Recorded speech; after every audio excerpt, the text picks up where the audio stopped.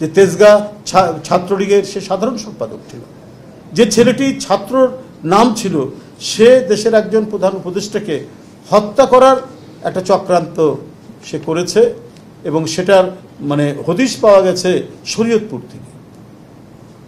কারণটাই একটাই যে 15-16 বছর ধরে আপনার জ্ঞান চর্চা, বিজ্ঞান চর্চা এর মানে কোনো অবকাশ ছিল না বলেই আজকে মাস্তান তৈরি হচ্ছে, আজকে গুন্ডা তৈরি হচ্ছে। ছাত্র নামধারীদের দিয়ে কিভাবে মিছিল ভাঙানো যায়, কিভাবে মিটিং ভাঙানো যায়, এই প্রশিক্ষণ দেওয়া হয়েছে।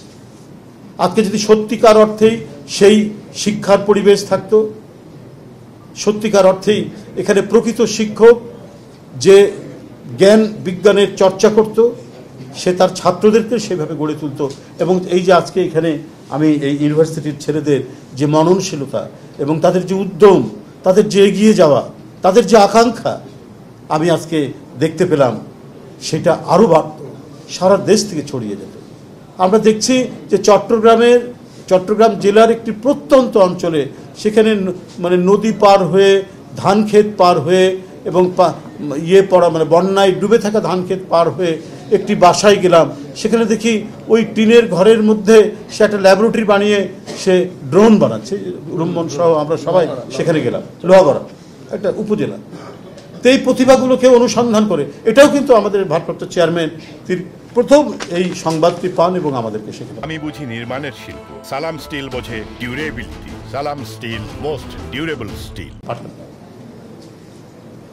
তো আমার বিশ্বাস যে আজকে আমরা যদি সত্যিকার অর্থেই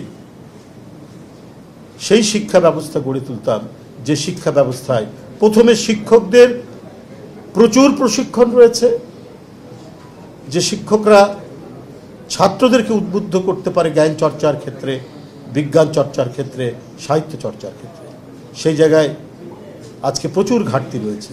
আজকে প্রশিক্ষণের সুযোগ সেখানে সৃষ্টি হয়, সুযোগ দেখানো কিছু কাজ করা হয়েছে, কিন্তু যে ফাউন্ডেশন, যে ভিত্তি, আমার 5তলা 10তলা বাড়ি বা একটি দেশের যে একটা 10তলা বিল্ডিং, সেখানে সেই বিল্ডিংটা দাঁড়াবে যে ভিত্তির উপর, আমি যদি সেই ভিত্তিটা যদি কাঁচা বাঁশের দিয়ে, কাঁচা বাঁশের রড বানিয়ে সেটাকে যদি আমি ব্যবহার করি, তাহলে সেই ভিত্তি কিন্তু আপনার সেই ভিত্তির উপর দাঁড়ানো বিল্ডিং কিন্তু হুড়মুড় করে পড়ে একবারে ধ্বংস হয়ে যাবে। সেই মানে প্রচেষ্টাটাই গত 15-16 বছর ধরে হয়েছে। কিন্তু আমরা ব্যক্তিগতভাবে আমরা অত্যন্ত আনন্দিত, আমরা যারা বিএনপি করি, যে এই সমস্ত বিষয়ের দিকে এক গভীর অন্তর্দৃষ্টি নিয়ে যিনি কাজ করছেন, তিনি আমাদের ভারপ্রাপ্ত চেয়ারম্যান তারেক রহমান।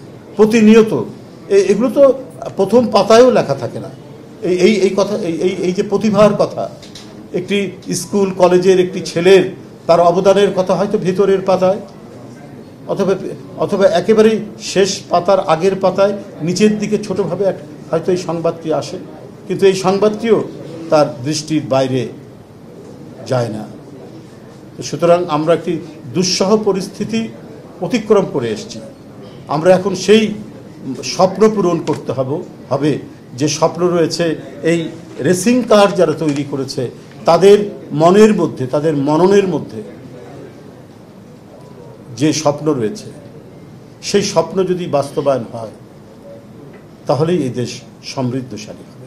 আর কঠিন কাজ করা কিন্তু একটু ঝুঁকি নিলেই কঠিন কাজ করা যায়। এখানে এই দেখুন অনেক সাংবাদিক ভাইরা এখানে উপস্থিত রয়েছে। আমি মানে খুবই অনুপ্রাণিত, আমি গর্বিত, আমি কৃতজ্ঞ তাদের প্রতি। এই যে যারা ইলেকট্রনিক্স মিডিয়া অথবা অনলাইন অথবা প্রিন্ট মিডিয়া, আমি এই জন্যই বলছি, এই দুইটার সাথে মেলাচ্ছি এই জন্য যে রাত্রি 1টা, 1:30, 2টার সময় বলেছি আমাদের যুবদলের এক ছেলে গুম হয়ে গেছে, তোমরা ভাই আসো, যে কয়জন পারো। তারা এসছে, যা বলেছি সাথে সাথে তারা অনলাইনে সেটা প্রচার করেছে, তারা টিভিতে স্ক্রল দিয়েছে, সেই ছেলেটা বেঁচে গেছে। আজও বিভিন্ন জেলায় যেখানে যায় সেখানে বলে, ভাই আপনি রাতের বেলায় আমাদের কথাটা বলাতে আমাকে গুম করেনি, না হলে আমাকে অদৃশ্য করে দিত।